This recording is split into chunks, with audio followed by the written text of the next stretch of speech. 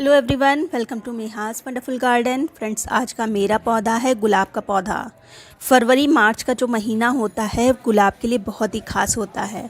तो अगर आपके प्लांट में बिल्कुल ही ग्रोथ रुक चुकी है, प्लांट कुछ ख़राब अवस्था में लग रहा है, प्लांट पर हरी हरी सी ग्रोथ हो रही है, तो आप अलर्ट हो जाइए और कुछ काम आप कर लीजिए। आपका प्लांट आगे आने वाले महीने में मार्च अप्रैल में बहुत सारी ढेरों फ्लावरिंग करने वाला है। कुछ बेसिक चीज़ें अगर आप इन पे कर लेते हैं तो आपका प्लांट अच्छी ग्रोथ, न्यू ग्रोथ, लाल लाल ग्रोथ में भर जाएगा। तो कौन कौन से काम हैं, क्या क्या करना है आपको, ये सब कुछ आज इस वीडियो में पाएंगे। तो चलिए वीडियो को स्टार्ट करते हैं। फ्रेंड्स, जो मौसम चल रहा है, सुबह बहुत ठंडक होती है और दिन में खूब अच्छी धूप निकलती है। इस मौसम में आपका गुलाब का प्लांट जो होता है वो बहुत अच्छी ग्रोथ करता है। इसको ठंडक भी चाहिए और धूप भी चाहिए, तो ये मौसम इसके लिए बहुत ही ज़्यादा फेवरेबल है। इसमें मरे से मरा प्लांट भी नई नई ग्रोथ करना स्टार्ट कर देता है, लेकिन वो ग्रोथ ग्रीन होती है या रेड होती है, ये डिपेंड करता है कि आपने उसको केयर कैसे करा है। जैसे कि ये मेरा प्लांट देखिए, सभी पर पूरा प्लांट आपको रेड ग्रोथ से दिख रहा होगा।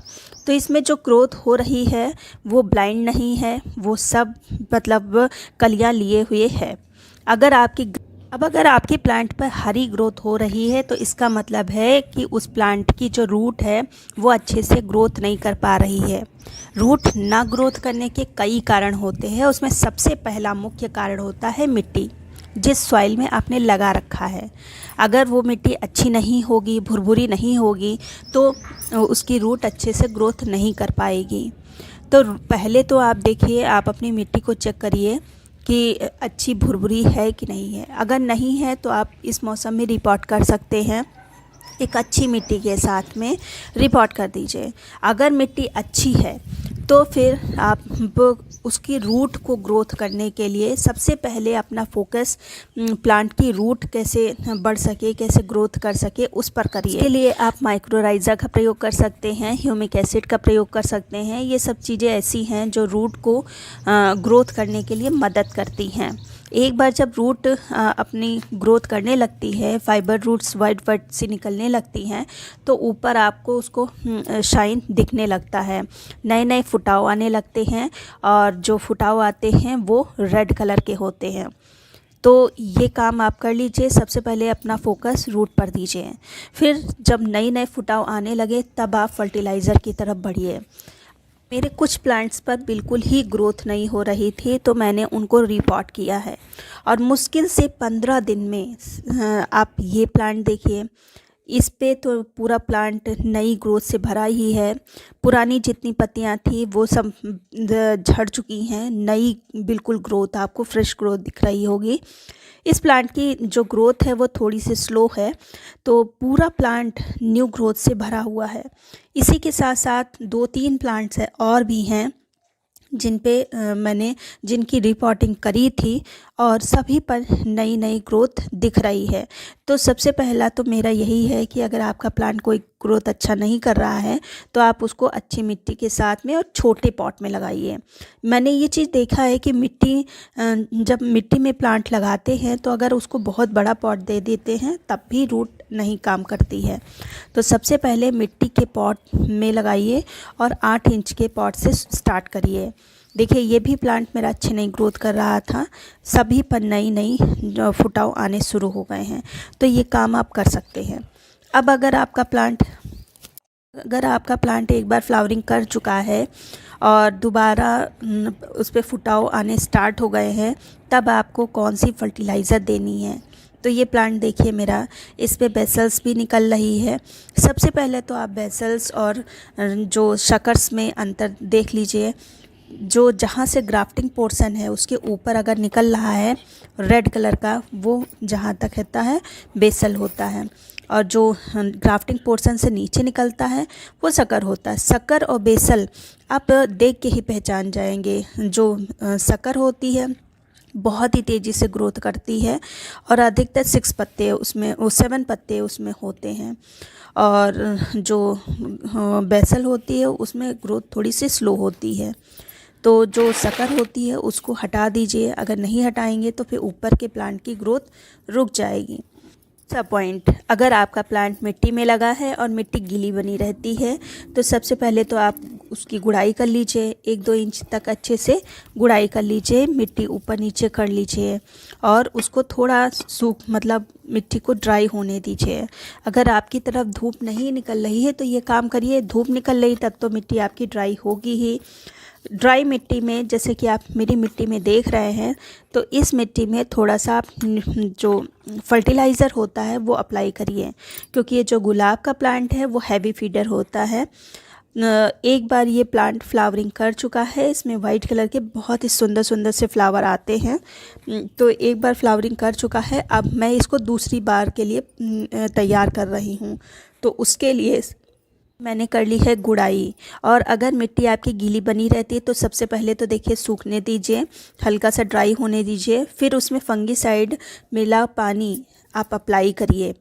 फिर इसके बाद मिट्टी को थोड़ा सा ड्राई होने दीजिए, फिर ये आप फर्टिलाइज़र डालिए। आपने देखा मेरे हाथ में किसी भी तरह का पानी नहीं लगा, मतलब मिट्टी मॉइस्ट है, बहुत ही ज़्यादा गीली नहीं है। तो इसी मिट्टी में आपको फर्टिलाइज़र देना है, बहुत ही ज़्यादा गीली मिट्टी में नहीं देना है। तो अब हम फिर से इसको हल्का हल्का सा कर लेंगे और ऊपर मिट्टी को चढ़ा देंगे इस तरह से। और अगर देख रहे हैं रूट कट रही है, लेकिन जैसे अगर आपका प्लांट छोटा है, 6 इंच के पॉट में लगा है या 8 इंच के पॉट में लगा, तो रूट बॉल खोल के मतलब पॉट से निकाल के आप बड़े पॉट में 2 इंच के पॉट में 2 इंच बड़े पॉट में लगा सकते हैं। थोड़ी सी मिट्टी एक्स्ट्रा डाल के तुरंत उसमें फ्लावरिंग स्टार्ट हो जाएगी। लेकिन ये मेरा खुद ही 12 इंच के पॉट में लगा हुआ प्लांट है, तो इसको मैं अभी मतलब इसकी रूट कट नहीं करूँगी। अगर रूट कट कर दिया तो फिर ये वेजिटेटिव ग्रोथ पर आ जाएगा, फिर ये ग्रोथ करने लगेगा और फ्लावरिंग रोक देगा। जबकि मार्च का महीना इनकी फ्लावरिंग का है, तो देख लीजिए किस प्लांट में क्या आपको करना है। और वैसे भी अगर आपके प्लांट में बिल्कुल ही ग्रोथ नहीं हो रही है तो फिर जो मैंने आपको बताया वो आप करिए। इस तरह से मिट्टी को हमने चढ़ा लिया है और सबसे पहले जो हम डालेंगे वो फंगस के लिए ही होगा। क्योंकि मैंने पहले फंगीसाइड मिला पानी नहीं डाला है, तो मैं इसमें जो नीम की खली होता है उसको लिया है। या तो आप नीम की खली डालिए या तो फंगीसाइड, चाहे आपके पास कोई भी फंगीसाइड हो उसको डाल सकते हैं। तो इस तरह से मैंने नीम की खली को डाला है। और जो दूसरी चीज़ हम डालेंगे वो है पीनट केक। पीनट केक बहुत अच्छा फर्टिलाइज़र है, नाइट्रोजन से भरपूर है।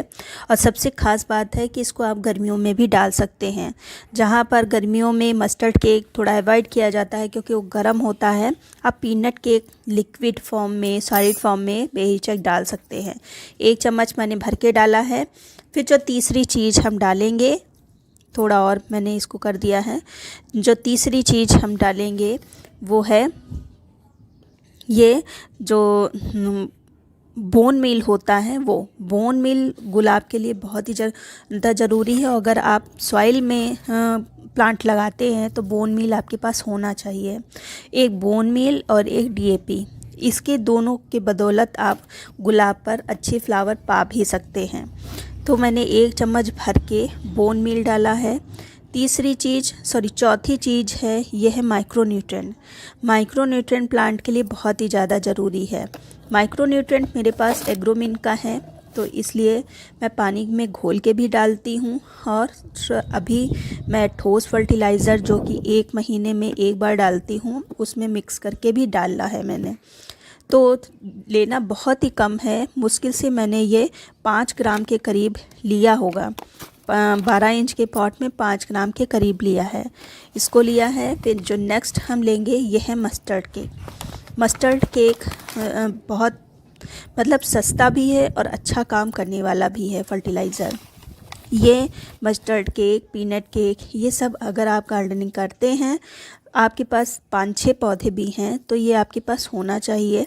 सर्दियों में बहुत अच्छा काम करता है। तो इस तरह से डाला और ऊपर से हम मिट्टी को कवर कर देंगे। देख रहे हैं मिट्टी हल्की सी नम है, बहुत ज़्यादा गीली नहीं है लेकिन नम है, तो पानी हम थोड़ा सा रुक के डालेंगे।